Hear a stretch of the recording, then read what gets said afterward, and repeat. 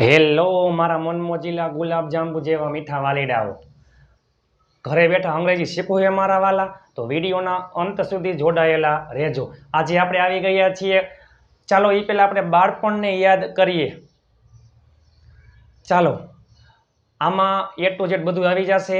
શિયાળ અને ખાટી દ્રાક્ષ આપણને ખબર જ છે. સ્ટોરી દ્વારા આપણે અંગ્રેજી શીખીએ. વિડીયોના અંત સુધી જોડાયેલા રહેજો. એકવાર વંશ, સંપૂર્ણ સ્ટોરી કેમાં હશે? વંશ શબ્દ આવી ગયો, વંશ એટલે સંપૂર્ણ સ્ટોરી કેમાં આવશે? ભૂતકાળ. એક શિયાળ હતું, એક વચન એટલે ધેર વોઝ અ ફોક્સ. એક સિંહ છે, ધેર ઇઝ અ લાયન. એક વાઘ છે, ધેર ઇઝ અ ટાઈગર.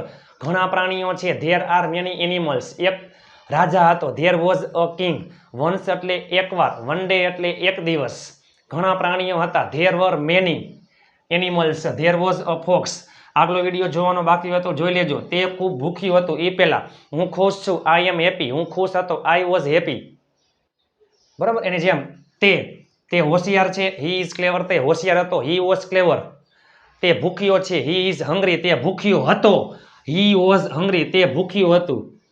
ચલો, હી વોઝ ખૂબ જ, તો વેરી હંગ્રી. Very hungry. તમે જુઓ તો ખરા. ચેલેન્જ તમે આના જેવું ઇંગ્લિશનું ગુજરાતી, ગુજરાતીનું ઇંગ્લિશ તમે ક્યાંય જોયું હશે નહીં. આપણા ચેનલમાં અત્યારે હાલમાં સ્ટોરી રાઇટિંગ સિરીઝ ચાલી રહી છે. હું પણ આની જેમ જ અંગ્રેજી શીખ્યો હતો. ચેલેન્જ ઇતિહાસમાં યુટ્યુબમાં પહેલી વાર તમે આના જેવું ક્યાંય જોયું હશે નહીં. આટલું ડીપમાં તમે ક્યાંય જોયું હશે નહીં. તે ખોરાકની શોધમાં અહીં અને ત્યાં ગયો. તે એટલે હી ગયો. ગોનું ભૂતકાળનું રૂપ વેન્ટ. He went. અહીં અને ત્યાં એટલે કે આ બાજુ, ઓલી બાજુ, ચારે બાજુ, બધી બાજુ, અહીંયા, ઓયા, અહીંયા. આપણે આપણી ભાષામાં અહીંયા અને ઓયા. અહીં એટલે હિયર, ત્યાં એટલે ધેર. હિયર એન્ડ ધેર એટલે કે હી વેન્ટ આ બાજુ, ઓલી બાજુ, હિયર એન્ડ ધેર, અહીંયા, ઓયા ગયો. ખોરાકની શોધમાં, માં એટલે ઇન સર્ચ ઓફ. ઓફ એટલે નો ની નું ના.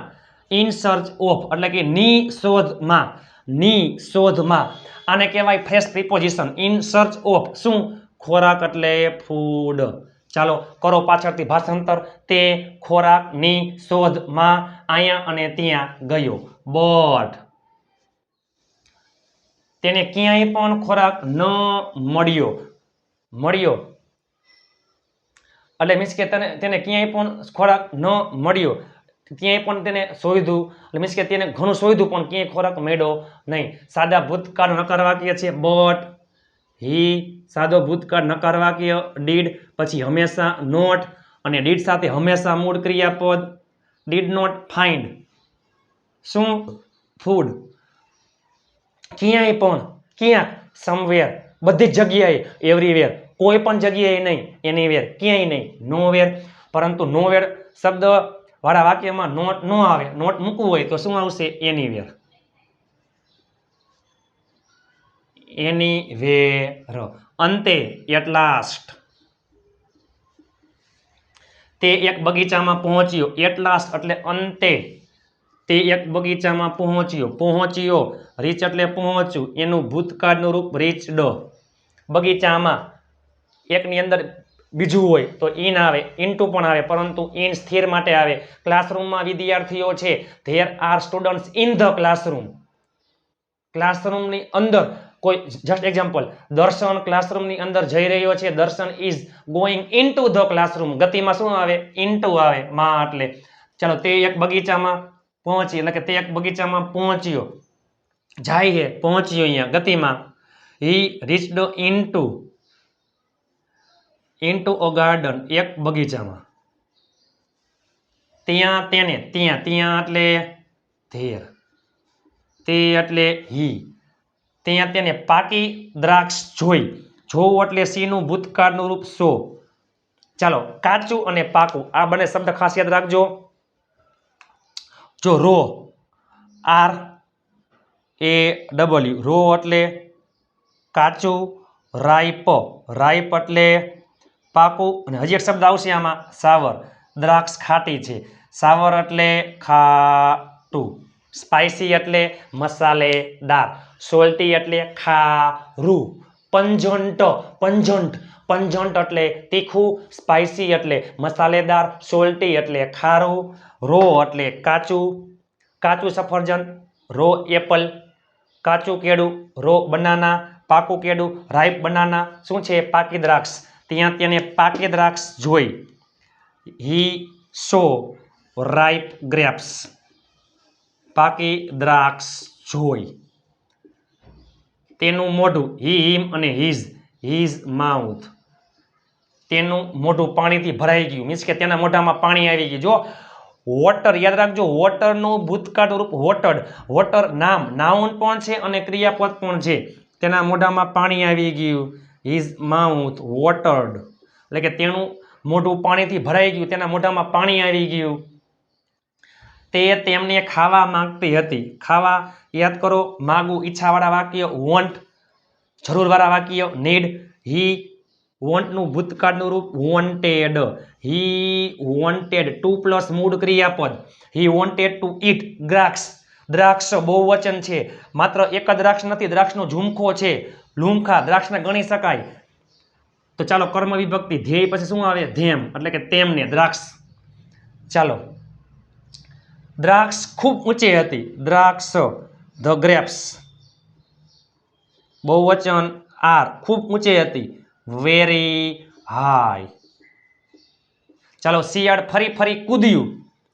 શિયાળ કૂદવું એટલે જમ્પનું ભૂતકાળનું રૂપ જમ્પડ, હી જમ્પડ. ફરી અને ફરી ફરી, અગેન એન્ડ અગેન, ઘણી બધી વાર, એક વાર, બે વાર, ત્રણ વાર, ચાર વાર, પાંચ વાર, અગેન એન્ડ અગેન. જીવનમાં ઇમ્પોસિબલ કંઈ છે જ નહીં, કારણ કે તમે જો ઇમ્પોસિબલની અંદર આઈ એમ પોસિબલ શબ્દ છુપાયેલો છે. ઇમ્પોસિબલ એમાં આઈ અલગ કરી નાખો, ખાલી એમ અલગ કરો. આપણી ભાષામાં આઈ એમ પોસિબલ, ઇમ્પોસિબલ કાંઈ છે જ નહીં, કારણ કે અશક્યની અંદર જ શક્ય શબ્દ છુપાયેલો છે. આજે નહીં તો કાલ સફળતા ચોક્કસ મળે છે. મહેનત કરતા રહ્યો, શું ખબર આવતીકાલનો દિવસ એ દિવસ હોય જેની તમે વર્ષોથી રાહ જોતા હોય. સફળતા એક દિવસમાં નહીં, પરંતુ એક દિવસ જરૂર મળે છે. અગેન એન્ડ અગેન, તે ફરી ફરી કૂદ્યું, બટ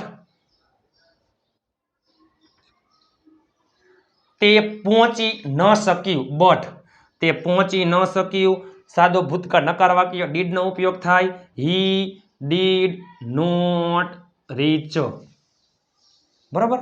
અથવા જમ્પ પણ ચાલે, મીન્સ કે તે ત્યાં સુધી કૂદી ન શક્યું, but he did not jump long, લાંબો કૂદકો મારી ન શક્યું, but he did not rich.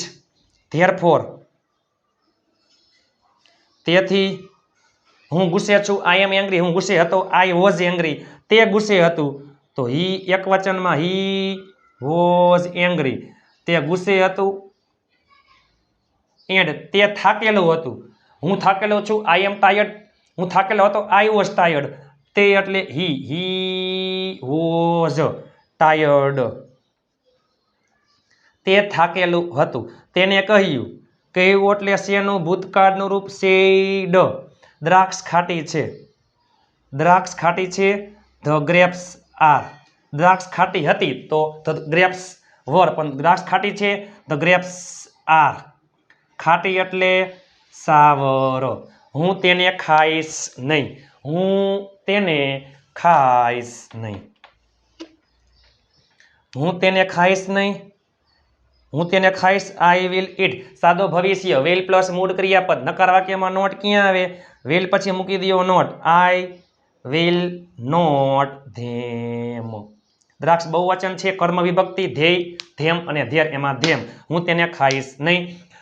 ગ્રુપમાં જોડાવા માટે 7567778020 ઉપર તમે મને જોઈન મેસેજ કરશો એટલે હું તમને ગ્રુપમાં એડ કરી દઈશ. ઇતિહાસમાં યુટ્યુબમાં પહેલી વાર સ્ટોરી દ્વારા ગુજરાતીનું અંગ્રેજી, અંગ્રેજીનું ગુજરાતી, તમને અંગ્રેજી વાંચતા આવડી જાય, લખતા આવડી જાય, ગુજરાતીનું અંગ્રેજી, અંગ્રેજીનું ગુજરાતી, સાથે સાથે બધા કાર્ડ આવડી જાય, to be, to have, there is, there are, there was, there were. વોકેબ્યુલરીમાં ધરખમ ફેરફાર થાય, હવે તમને આવડી જાય.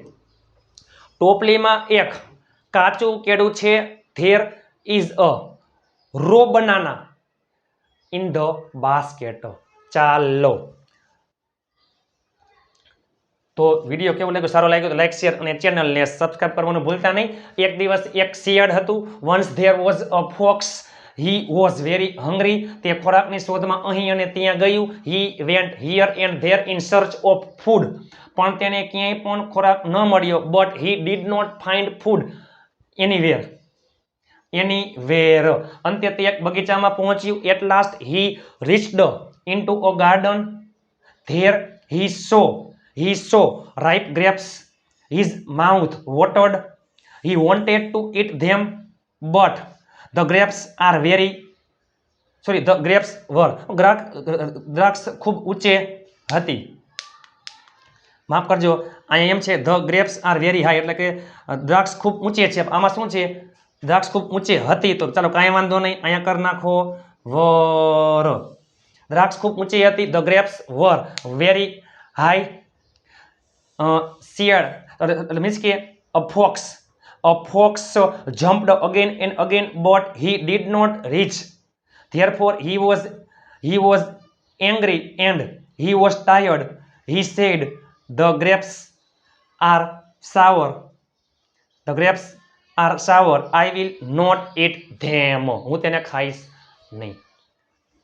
આજે છે આપણે હંમેશા મહેનત કરવી પડે, સતત મહેનત કરતા રહેવી પડે, કારણ કે તો જ સફળતા મળે છે. વિડીયો કેવો લાગ્યો, સારો લાગ્યો તો લાઈક શેર અને ચેનલને સબસ્ક્રાઇબ કરવાનું ભૂલતા નહીં. એ પહેલાં આગલી તમામ સ્ટોરી જોવાની બાકી હોય તો જોઈ લેજો. ઘણી બધી સ્ટોરી આવી ગઈ છે.